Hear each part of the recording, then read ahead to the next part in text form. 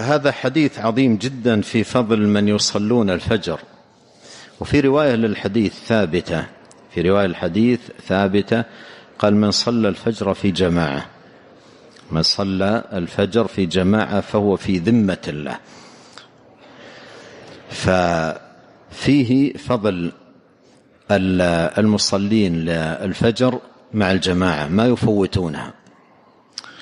هنا ننتبه إلى أمر يعني هو مقصود الحديث، وهو أن نراعي حرمة هؤلاء لهم حرمة، لهم مكانة، لهم ذمة، في ذمة الله. هؤلاء الرجل الذي يعرف عن أنه ما يفوت صلاة الفجر مع الجماعة، دائما يصليها مع الجماعة، دائما نراه ما يتخلف عنها، محافظ عليها، إلا من عذر مرض أو سفر أو نحو ذلك.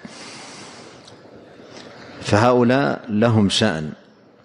النبي عليه الصلاة والسلام أمرنا أن ننتبه لشأن هؤلاء. قال: من صلى الصبح، وفي رواية في جماعة، فهو في ذمة الله، فهو في ذمة الله.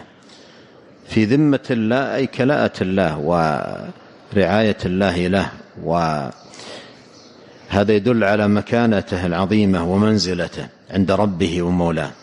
فيقول عليه الصلاة والسلام: فانظر يا ابن آدم، انتبه، انظر يا ابن آدم، لا يطلبنك الله من ذمته بشيء، لا تتعرض لهذا الذي هو محافظ على صلاة الفجر محافظة تامة في بيوت الله، لا تتعرض له بأذى، انتبه. يقول: فانظر يا ابن آدم، لا يطلبنك الله من ذمته بشيء، لأن هذا الذي صلى الفجر في جماعة واظب عليها في بيوت الله هذا في ذمة الله. فإن تعرض له إنسان بأذى ماذا كان؟ أصبح مثل ما قال عليه الصلاة والسلام: يطلبه الله من ذمته بشيء، لأنه في ذمة الله.